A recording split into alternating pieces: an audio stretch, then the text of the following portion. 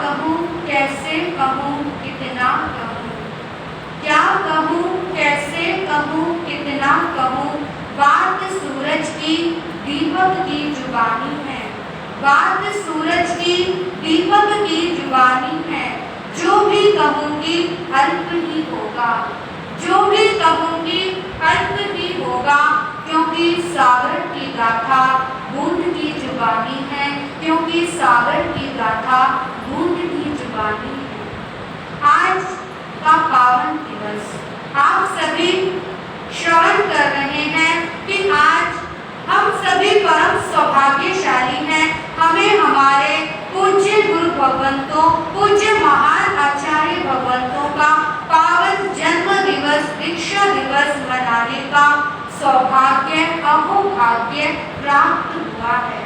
मैं परम सौभाग्यशाली मानती हूँ स्वयं को कि हमें भी ऐसे गुरु भगवंतों के प्रति अपनी श्रद्धा को समर्पित करने का, उनके जीवन के लिए कुछ शब्द कह पाने का, उनके गुणगान करने का और गुणगान श्रवण करने का सौभाग्य हम सभी को प्राप्त हुआ है।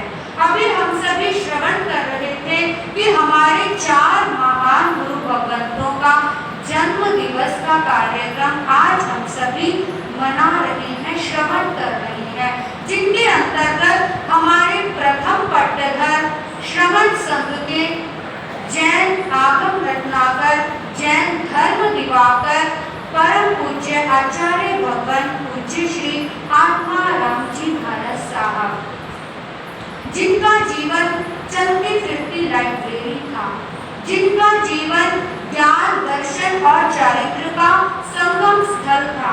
अभी हम सभी ने भजन के माध्यम से श्रवण किया उनके जीवन को। अब आप जानेंगे, सुनेंगे कि कैसे उनकी जीवन की यात्रा संघर्षों से शुरू हुई और कैसे उनके जीवन ने किस प्रकार से मुक्ति का आकार, शिखर का स्थान प्राप्त किया। पंजाब की वो धरती, राहो छोटा सा नगर, जहाँ पर हमारे आचार्य भगवान पूज्य श्री आत्माराम जी महाराज साहब का पावन जन्म हुआ। पिता श्री मनसा राम जी और माता परमेश्वरी देवी जी, जिनका मन परमेश्वर में ही अनुरंजित है, ऐसे माता पिता के घर में 24 सितंबर सन 1882 के दिन, यानी संवत कहें हम तो संवत 1933, ऐसे हमारे संवत 1939 और 24 सितंबर 1882 के दिन हमारे आचार्य भगवंत उस घर में पिता मनसाराम, माता परमेश्वरी देवी के आंगन में आत्माराम के रूप में जन्म लिया। बच्चे का जन्म हुआ, माता पिता सारा नगर हर्ष से पुलकित हो गया, बधाइयां गाई जाने लगी। बच्चे का जन्म महोत्सव भी मनाया गया और धीरे धीरे करके वह बड़ा भी होने लगा। लेकिन माता पिता हो या परिवार हो, सपने तो सभी संजोते हैं, परंतु किसी को पता नहीं होता कि भविष्य के गर्भ में क्या छिपा हुआ है। जैसे ही 2 वर्ष की आयु हुई, बालक आत्माराम की नाम आत्माराम रखा गया। 2 वर्ष का वह बालक हुआ और माता का साया बच्चे के सिर से उठ गया। सोच कर देखिए, 2 वर्ष का बालक कुछ जानता नहीं, समझता नहीं, और ऐसे समय जब माता का आंचल बच्चे को सबसे अधिक जरूरी होता है, उस समय पर माता स्वर्ग सिधार गई। बच्चा पिता के साए में और दादी की ममता में पलने लगा। समय बीतता गया, जैसे जैसे उसका बचपन बीत रहा था, वैसे वैसे बालक आत्माराम 8 वर्ष का हो गया। परंतु काल को, समय को या भाग्य को कहे कुछ और ही मंजूर था। जैसे ही बालक 8 वर्ष का हुआ, 8 वर्ष का होते ही पिता का साया भी सिर से उठ गया। सोच कर देखिए, वह नन्हा सा बालक माता और पिता के बिना 8 वर्ष की आयु में अकेला रह गया। मात्र दादी बच्चे का पालन पोषण करने लगी, अपनी सारी ममता बच्चे पर उड़ेल दी और सोच लिया कि इस बच्चे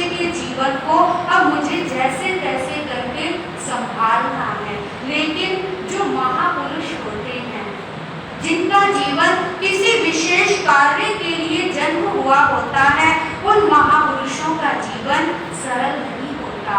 आपने बहुत बार सुना भी होगा, पढ़ा भी होगा, उन्हें संघर्षों की कसौटी से निकलना होता है। एक के बाद एक परीक्षा उनके सामने खड़ी रहती है। 2 वर्ष और बीत गए। बालक कितने वर्ष का हो गया? 10 वर्ष का। 10 वर्ष का बच्चा हुआ और एकमात्र जो अपनी ममता को ढेर रही थी वो दादी भी स्वर्ग से हार गई। 10 वर्ष का बच्चा अकेला रह गया। कहाँ जाए, किससे बोले, क्या करे, कौन संभाले? कोई देखने वाला नहीं था, कोई ऐसा संबंधी भी नहीं था जो कि बच्चे को संभाल सके। समय बीता और वह बच्चा वहां से होशियारपुर चला गया। होशियारपुर उनके पिता का ननिहाल था। वहां रहने लगा, लेकिन मन नहीं लगा। जब माता पिता ना हो तो बच्चे का दुनिया में कोई नहीं होता। वहां भी मन नहीं लगा और वहां से अपने ननिहाल वह बच्चा वहां से आ गया जलंधर, जहां पर उसका स्वयं का ननिहाल था। वहां रहने लगा और रहते रहते अचानक समाचार आया उनकी चाची का, जो कि तालोद में अपने मायके में रह रही थी। बच्चे को वहां बुला लिया, वहां रहने लगा, लेकिन वहां पर भी व्यवस्था नहीं हो पाई और तालोद से फिलौर आ गया। फिलौर में भी समय का कहे या स्थान का कहे अनुकूलता नहीं बैठी और इस प्रकार वह बच्चा घूमते घूमते लुधियाना में पहुंच गया। पंजाब का प्रतिष्ठित शहर लुधियाना में लाला विष्णुदास जी के यहाँ पर वह रहने लगा। जैन श्रावक थे, उनके यहाँ पर 12 वर्ष का बच्चा रह रहा था और रहते रहते वहाँ पर उन्हें प्रेरणा मिली।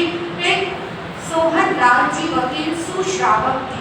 वहाँ उन्होंने सर्वप्रथम देखा कि उन सुश्रावक के घर पर कोई गुरु आते थे, जैन संत आते थे, जैन मुनि आते थे, क्योंकि चोपड़ा परिवार से थे, क्षत्रिय परिवार से थे। कभी साधु संतों का समागम नहीं मिला था।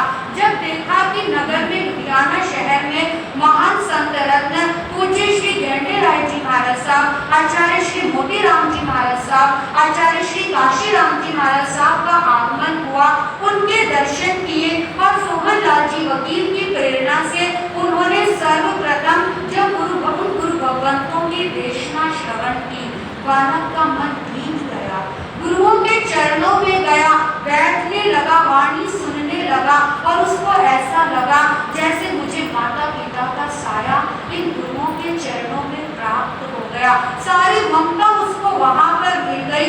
ऐसा लगा कि अब मुझे इन गुरु चरणों से मुझे दूर नहीं होना, मुझे यहीं पर रहना है। और कह दिया एक दिन गुरुदेव से, पूज्य श्री शालिग्राम जी महाराज साहब से कि गुरुदेव मुझे अपने चरण शरण में रख लो, मुझे संसार में नहीं रहना, मुझे दुनिया में नहीं रहना। इतनी छोटी सी आयु में उस बच्चे ने दुनिया के सारे रंग ढंग देख लिए थे। वैराग्य हो गया था, अंदर में असारता का अनुभव हो गया था। गुरु ने भी देखा, गुरु की नजर बड़ी पारखी होती है। ऐसा नहीं कि अनाथ बच्चा है हम क्यों रखें, नहीं, ये बच्चा जिन शासन की प्रभावना करने वाला होगा, ये बच्चा बहुत बड़ा महान संत बनेगा। जब देख लिया तो उन्होंने भी अपनी शरण में ले लिया और इस प्रकार से 12 वर्ष की आयु में ही बनूड़ के अंदर 7 जुलाई सन 1894 में विक्रम संवत 1951 में उस बालक को वहां पर आत्माराम को गुरुदेव ने दीक्षा प्रदान कर दी और दीक्षा लेकर वह मुनि श्री आत्माराम जी महाराज बन गया। बनूड़ छोटे से संघ के अंदर और वो छोटा सा बीज किस प्रकार से वृक्ष के लिए अपनी यात्रा को प्रारंभ कर रहा था कोई नहीं जानता था। गुरु की छत्र छाया में, गुरु के सानिध्य में, गुरु के निश्चय में बालक ने ज्ञान ध्यान का अभ्यास प्रारंभ कर दिया। जैन आगमों का अध्ययन किया, जिनेतर आगमों का अध्ययन किया, विभिन्न भाषाओं का ज्ञान उपार्जन किया, प्राकृत, संस्कृत, हिंदी, उर्दू, पंजाबी, ना जाने कितनी ही प्रकार की भाषाएं वह बच्चा बचपन से ही सीखता जा रहा था और इस प्रकार सीखते सीखते वह महाविद्वान बन गया। केवल विद्वान ही नहीं, एक और ज्ञानी भी हुआ, एक और दर्शन में भी पक्का और तीसरी और चारित्र में भी वह पक्का बन गया, दृढ़ बन गया, महान बन गया। ज्ञान दर्शन चारित्र तब के अद्भुत संगम स्थल बन गए।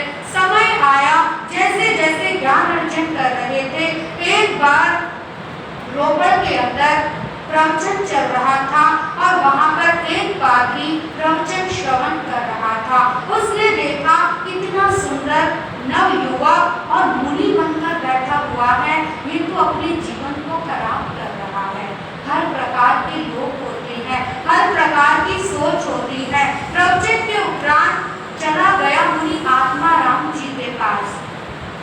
मुनि जी, इतनी छोटी सी आयु, इतना सुंदर रूप यौवन आपने पाया और मुनि बनकर तपस्या करके क्यों आप अपने यौवन को खराब कर रहे हो? मैं आपके लिए यहाँ पर आया हूँ, मैंने आपको देखा है, मैं आपसे प्रभावित हुआ हूँ। मेरी 5 बेटियां हैं, एक से एक सुंदर, एक से एक रूपवती, एक से एक रूप सौंदर्य लावण्य संपन्न। आप जिसके ऊपर हाथ रख दोगे वो मेरी बेटी, मैं आपको सुपुर्द कर दूंगा। मेरे पास धन की कोई कमी नहीं, व्यापार की कोई कमी नहीं, आप जो चाहोगे मैं दूंगा। आप मेरी बेटी को स्वीकार करें। जब इस प्रकार का किसी के सामने निमंत्रण आता है, कोई ऐसा प्रस्ताव आता है, यदि कोई सामान्य व्यक्ति को तो अक्सर फिसल जाता है। अरे क्या करना मुझे रहकर, धन भी मिल रहा है, नारी भी मिल रही है, मुझे क्या करना इस यौवन के अंदर इस प्रकार का तप करने में। लेकिन वे चारित्र के पक्के थे। क्या जवाब दिया उस पापी को? अरे भाई, आपकी एक बेटी क्यों, आपकी तो 5 बेटियां, 5 बेटियां हमारी हैं। क्यों? क्योंकि आपकी सभी बेटियां ही नहीं, इस संसार की जितनी भी नारियां हैं वो सभी मेरी बहनें हैं। मैं उनका भाई हूँ। संसार में मुझे रहना नहीं, मुझे यदि विवाह करना होता, क्या संसार मेरे लिए कम था, क्या गृहस्थ मेरे लिए कम था? मुझे विवाह नहीं करना। आप अपना प्रस्ताव अपने पास रखो। आपकी बेटियां मेरी बहनें हैं, मैं उनका भाई हूँ। देखिए कैसा उनका चारित्र रहा होगा। 1-2 नहीं, अनेक प्रसंग उनके जीवन में घटित हुए, लेकिन वे अपने चारित्र के ऊपर, अपने दर्शन के ऊपर और अपने ज्ञान में पक्के रहे, दृढ़ रहे, सुदृढ़ रहे। समय बीतता चला गया और समय बीतते बीतते संवत 1969 यानी सन 1912 में, जिस समय पर आचार्य काशीराम जी महाराज साहब का, आचार्य सोहन लाल जी महाराज साहब का एक सम्मेलन हुआ, एक संतों का छोटा सा वहां पर सम्मेलन हुआ, उनका आगमन हुआ। उस समय पर सबने देखा कि जो मुनि आत्माराम हैं, इनका ज्ञान इस समय पर सर्वोत्कृष्ट है। ये अद्भुत प्रतिभा के धनी हैं, ये अद्भुत विद्वत्ता के धनी हैं। और सबने मिलकर उस समय सन 1912 में हमारे श्री आत्माराम जी महाराज को उपाध्याय पद की चादर से नवाजा। उपाध्याय पद की चादर समर्पित की। उपाध्याय का मतलब जो स्वयं भी शास्त्रों के ज्ञाता हैं और दूसरों को भी शास्त्रों का ज्ञान देते हैं। ऐसे भी ज्ञान और ध्यान के अद्भुत संगम थे। उपाध्याय पद की चादर उन्हें समर्पित की गई। समय बीतता चला गया और सन 1946 में, संवत 2003 में आचार्य श्री काशीराम जी महाराज साहब का जब देवलोक गमन हुआ, उस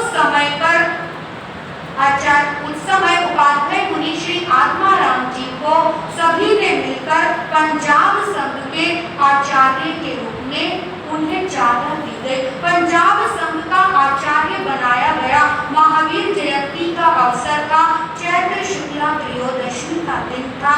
उन्हें पंजाब संघ का आचार्य नियुक्त किया गया। परंतु उस समय पर सारा जो संघ था, जितने भी मुनि संघ थे,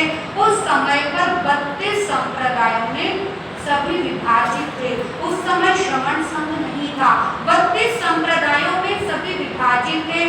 समय बीतता गया और वैशाख शुक्ला तृतीया यानी अक्षय तृतीया का अवसर आ गया। सादड़ी मारवाड़ के अंदर एक बहुत बड़ा मुनि सम्मेलन का आयोजन हुआ। उपाध्यक्ष आचार्य जो कि पंजाब संघ के आचार्य बन चुके थे, आत्माराम जी महाराज, वे उस समय पर अस्वस्थ थे और उम्र भी उनकी वृद्धावस्था की हो चुकी थी, तो वे उस समय सादड़ी में जा नहीं पाए। वहाँ बहुत बड़ा मुनि सम्मेलन हुआ और सभी ने एक साथ विचार विमर्श किया कि जितनी अलग अलग संप्रदाय विभाजित हैं उन सबका विलीनीकरण करके पूरे पंजाब का, पूरे उत्तर भारत का एक आचार्य, पूरे श्रमण संघ का एक आचार्य नियुक्त किया जाए। ऐसा सभी ने विचार बनाया। बहुत सारे आचार्य थे उस समय पर, सभी अपने अपने संप्रदाय के, लेकिन एकजुटता, एकता का परिचय देकर सबने अपनी चादर को समर्पित कर दिया, सबने अपनी चादर को लौटा दिया। और उस समय नजर दौड़ाई गई कि एक आचार्य किसको बनाया जाए, जो ज्ञान का भी धनी हो, दर्शन का भी धनी हो, चारित्र और तप का भी जो संगम हो, ऐसा एक आचार्य ढूंढा जाए जो पूरे संघ को संभाल सके। और सबने नजर दौड़ाई।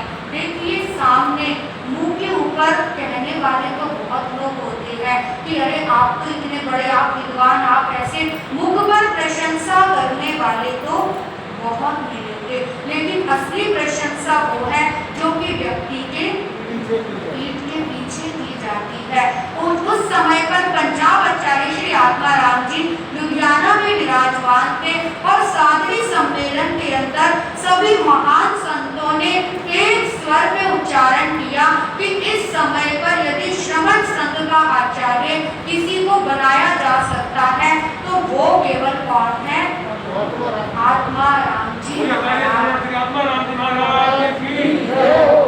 बोलिए प्रथम पट्टधर आचार्य सम्राट पूज्य श्री आत्माराम जी महाराज की। उस समय पर उन आचार्य आत्माराम जी महाराज को श्रमण संघ के प्रथम पट्टधर के रूप में नियुक्त किया गया और लुधियाना में उनको आदर की चादर समर्पित की गई। वे उस समय पर आचार्य बने और संघ का दायित्व संभालने लगे। संघ का दायित्व वे संभाल रहे थे। समय बीतता चला गया। एक बार लुधियाना के अंदर आचार्य भगवान अचानक उनका पैर फिसला और वे गिर गए और गिरने से उनकी कूल्हे की 3 हड्डियां टूट गई। कहते हैं उस समय सभी भक्तों ने, सभी ने कहा कि भगवान आपका ऑपरेशन करवाना पड़ेगा। ऑपरेशन के लिए ले गए। आपने सुना भी होगा और आपको हैरानी भी होगी, जिस समय ऑपरेशन किया जा रहा था एक ईसाई डॉक्टर था, डॉक्टर कनाडा का डॉक्टर था उस समय पर, और उसने एनेस्थीसिया देने लगा आचार्य भगवान को कि ऑपरेशन करने के लिए एनेस्थीसिया देना पड़ेगा। लेकिन आचार्य भगवान ने क्या कहा? ऑपरेशन करना है करो, मैं मना नहीं करता, लेकिन मैं एनेस्थीसिया नहीं लूंगा, चाहे कुछ भी हो जाए, लेकिन एनेस्थीसिया मैं नहीं लूंगा। बिना एनेस्थीसिया के यदि ऑपरेशन करना है तो कर दो। डॉक्टर हैरान था क्योंकि ईसाई था, धर्म के ऊपर कोई श्रद्धा नहीं थी उसकी। ऐसा कैसे हो सकता है? मेरा 60 साल का एक्सपीरियंस है, मैंने आज तक नहीं देखा कि कोई बिना एनेस्थीसिया के इतना बड़ा ऑपरेशन करवा ले। परंतु आचार्य भगवान ने कहा कि आप अपना काम करो और मैं अपना काम करूंगा। यदि आपको कोई परेशानी हो मुझसे तो बता देना। डॉक्टर वर्जन थे उस समय पर, कनाडा के प्रसिद्ध डॉक्टर। आप जब नहीं माने आचार्य भगवान तो उन्होंने ऑपरेशन कर दिया और आपको हैरानी होगी 3 घंटे का ऑपरेशन, 3 हड्डियां कूल्हे की टूटी हुई और ऑपरेशन करते हुए एक बार भी पैर की उंगली भी उनकी जरा सी हिली नहीं। सोचकर देखिए कितनी सहनशीलता रही होगी। जब ऑपरेशन पूरा हो गया और पूरा होने के बाद जब डॉक्टर ने कहा कि महाराज आपका ऑपरेशन हो गया, अच्छा हो गया आपका काम, कैसे आचार्य रहे होंगे, कैसे उनकी कैसी उनकी क्षमता सहनशीलता रही होगी। वह डॉक्टर था ईसाई, लेकिन आचार्य भगवान के चरणों में गिर गया कि 60 वर्षों में मैंने आज तक कभी ऐसा कोई मरीज नहीं देखा जिसकी इतनी क्षमता हो। भगवान का परम भक्त बन गया, समय समय पर आने लगा। एक बार अपने बेटे की चिंता से व्याकुल हो रहा था। उसे कुछ पता नहीं चल पा रहा था कि मेरा बेटा कहाँ है, कैसे है। भगवान के चरणों में उपस्थित हो गया। भगवान कुछ बताइए, आप ही कुछ कीजिए। और उस समय भगवान को ऐसा ज्ञान था, ऐसी उनकी अवधि ज्ञान की शक्ति थी, ऐसी लगती थी। वहाँ बैठे बैठे लंदन में उसका बेटा था, उसकी कोठी में आराम से बैठा हुआ अखबार पढ़ रहा था। आचार्य भगवान ने कहा, चिंता की कोई बात नहीं, आपका बेटा आपके घर में इस प्रकार का नगर है, ये गली है, ये मकान है, और उस मकान में इस प्रकार का कमरा है। वहाँ पर टेबल पर बैठकर इस समय आपका बेटा शांति से चाय पी रहा है, अखबार पढ़ रहा है। कोई चिंता की बात नहीं, कोई डरने की बात नहीं। और कहते हैं उस डॉक्टर ने बाद में पता लगाया तो पता चला उस समय पर सेम वैसी ही स्थिति थी। कैसा उनका ज्ञान रहा होगा।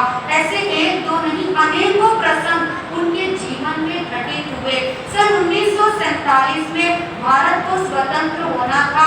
11 वर्ष पूर्व 1936 में आचार्य भगवान ने ये बात कह दी थी, भविष्यवाणी कर दी थी कि 11 वर्षों के पश्चात भारत स्वतंत्र हो जाएगा। ऐसे हमारे महान आचार्य थे। कैसा उनका जीवन था, कैसे उनकी साधना थी, और कैसा उनका तप और त्याग था, कैसे उनके जीवन की महानता थी। उन्होंने अपने जीवन काल में 7 ग्रंथों की रचना की। उस समय उन्होंने चिंतन किया कि हमारे इतने शास्त्र, इतने आगम हैं, कैसे लोग पढ़े, कैसे लोग शिक्षित हो। और सर्वप्रथम उन्होंने अपने आगमों का हिंदी में टीका लिखी, उनका अनुवाद किया, और इतनी सरल भाषा में कि आज के समय में आचार्य भगवान आत्माराम जी महाराज साहब के जैसी टीका वर्तमान में उपलब्ध नहीं होती।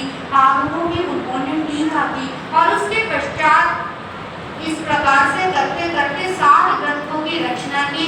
एक बार मन में विचार आया कि तत्वार्थ सूत्र, कहीं पर ऐसा कोई प्रसंग बना। दिगंबर संप्रदाय वालों ने कहा कि तत्वार्थ सूत्र तो हमारा है, क्योंकि तत्वार्थ सूत्र ऐसा आगम है जो कि चारों ही संप्रदायों में मान्य है, चारों संप्रदाय इसको स्वीकार करते हैं। ऐसा कोई उस समय प्रसंग बना, और आचार्य भगवान ने अपनी लेखनी चला दी। तत्वार्थ सूत्र का एक एक सूत्र उठाया, और एक एक सूत्र 32 आगमों के अंदर कहाँ कहाँ पर वो सूत्र आया, कहाँ कहाँ पर वो भाव आया, कहाँ कहाँ वो अर्थ आया। एक एक अर्थ को खोजकर, एक एक शास्त्र की गाथा को खोजकर, और एक एक सूत्र के साथ उन्होंने ये शोध करके ग्रंथ लिखा, जो कि वर्तमान में तत्वार्थ सूत्र जैन आगम समन्वय के नाम से वर्तमान में प्रकाशित है। इतना उन्होंने अध्ययन किया, इतना कार्य किया। जर्मन के विद्वान थे प्रोफेसर एच जिमर। वे हमेशा कहते थे कि आचार्य भगवान तो चलती फिरती लाइब्रेरी है, और वो भी जो कहते थे कि भगवान के चरणों में कभी कोई प्रश्न करने आ जाता, जीवन की जैसे जैसे सांध्य बेला बीती थी, आचार्य भगवान की आंखों की शक्ति कमजोर हो गई थी। और वो भी प्रसंग क्या बना, सियालकोट के अंदर आचार्य भगवान के पेट में थोड़ी सी परेशानी हो गई, कुछ गड़बड़ हो गई। अब भक्त लोग हैं, महाराज को एक बीमारी हो और सारे भक्तों को लगता है कि हमारे गुरुदेव ठीक हो जाए। वहाँ पर एक वैद्य था, कभी कोई श्रावक जाता, भाई हमारे गुरुदेव को ठीक कर दो, हमारे भगवान को ठीक कर दो। उतने में दूसरा श्रावक चला गया, अच्छी सी कोई दवा दे दो, हमारे भगवान ठीक हो जाए। 3 श्रावक, 4 श्रावक, ऐसे बार-बार श्रावक जाते रहे, और वो वैद्य परेशान हो गया, खींच गया कि ना जाने भगवान हो गए, क्या हो गए, इनके तो खुदा परेशान करके रख दिया सुबह से शाम तक। और उसको इतना क्रोध आया, इतना क्रोध आया, उसने एक विष की गुड़िया बनाई और श्रावक को दे दी। ना रहेगा बांस, ना बजेगी बांसुरी। जब वो भगवान ही इनके खत्म हो जाएंगे तो मुझे परेशान करना भी छोड़ देंगे। लेकिन महान शक्ति थे वो, तो कोई साधारण नहीं थे। विष की पुड़िया लेकर श्रावकों को क्या पता बेचारे दवा लेकर जा रहे हैं, और उन्होंने वो विष की पुड़िया उसका सेवन भी कर लिया, लेकिन विष भी उनकी शक्ति से अमृत बन गया। उनका वो रोग समाप्त हो गया। विष ने विष को काट दिया, लेकिन उनकी आंखों में उस समय पर उसका प्रभाव हो गया और नेत्र ज्योति उनकी धीरे धीरे करके समाप्त हो गई। परंतु मैं बात क्या बता रही थी कि नेत्र ज्योति समाप्त होने के बाद भी उनके चरणों में कभी कोई आ जाता कि भगवान मुझे ये प्रश्न है, मेरे प्रश्न का उत्तर दीजिए। भगवान कहते ये लाइब्रेरी है, वहां जाओ, इस लाइन के अंदर ये ग्रंथ रखा है, ग्रंथ उठाओ, ग्रंथ में ये पृष्ठ निकालो, इस पृष्ठ के अंदर कितने नंबर का सूत्र है और इस पंक्ति में लिखा हुआ है, वो पढ़ो, उनमें तुम्हारे प्रश्न का उत्तर मिल जाएगा। सोचकर देखिए, जीवन की आयु के अंतिम समय की ये बात है, किस प्रकार की उनकी स्मृति रही होगी। हैरान होते थे उस समय के संत भी, साथ ही और संप्रदायों के भी। आचार्य तेरापंथ संप्रदाय के आचार्य श्री तुलसी जी महाराज उनकी विद्वत्ता को देखकर दंग रह गए थे। मूर्ति पूजक संप्रदाय के महान साथी श्री मृगावती जी महाराज 2 महीने तक आचार्य भगवान के चरणों में बैठकर उन्होंने उनसे ज्ञान ध्यान का अभ्यास किया था। कैसी वो महान विभूति थी, इसीलिए उन्हें कहा जाता था कि भगवान को शास्त्रों की जरूरत नहीं, ये तो चलती फिरती लाइब्रेरी है। ऐसे आचार्य भगवान हमारे श्रवण संघ के प्रथम पट्टधर थे। समय बीतता चला गया और समय बीतते हुए 31 जनवरी का भी वो दिन आ गया। सन 1962 जब आचार्य भगवान ने 71 मुनिराज 71 साधु और 40 साधुइयां जब लुधियाना के अंदर उपस्थित थे, उस समय पर उनके सामने, उनके समक्ष आचार्य भगवान ने संलेखना संथारा स्वीकार कर लिया और संथारे के साथ 31 जनवरी 1962 को वह महान विभूति सदा के लिए, हमेशा के लिए इस संसार से महाप्रयाण कर गई। सदा के लिए दुनिया से तो चली गई, लेकिन सदा के लिए वे अमर हो गए। बोलिए आचार्य भगवान प्रथम पट्टधर, जैन आगम रत्नाकर, जैन धर्म दिवाकर, सर्व धर्म दिवाकर, आचार्य भगवान पूज्य श्री आत्माराम जी महाराज की। आचार्य श्री आत्माराम जी महाराज साहब स्वयं तो महान विभूति थे ही, और उनके 7 शिष्य रत्न हुए। 7 शिष्य रत्न और उनके प्रशिष्य रत्न भी ऐसे ऐसे महान साधक हुए। पूज्य श्री खजान चंद जी महाराज साहब, पूज्य श्री ज्ञान मुनि जी महाराज साहब, उनके द्वितीय शिष्य। कहते हैं कि कितने विद्वान, कितने ज्ञानी थे। 14 वर्ष की आयु में दीक्षा ली और एक दिन के अंदर संस्कृत के 300 श्लोक वे याद कर लेते थे। कितनी उनकी स्मृति रही होगी।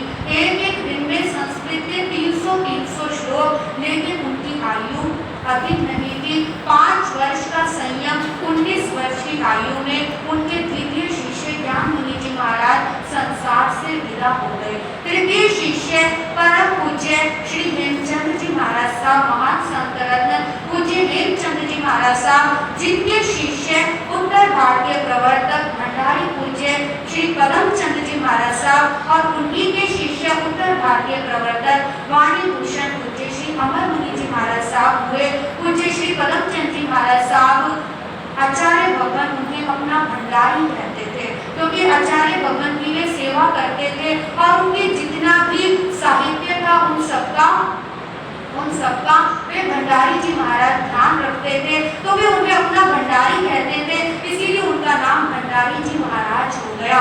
उनके चतुर्थ शिष्य परम पूज्य शेरे पंजाब पूज्य श्री ज्ञान मुनि जी महाराज साहब, जिनके शिष्य वर्तमान के पट्टधर ध्यान योगी युग प्रधान पूज्य श्री शिव मुनि जी महाराज साहब है, यानी आचार्य भगवान के पौत्र शिष्य हैं।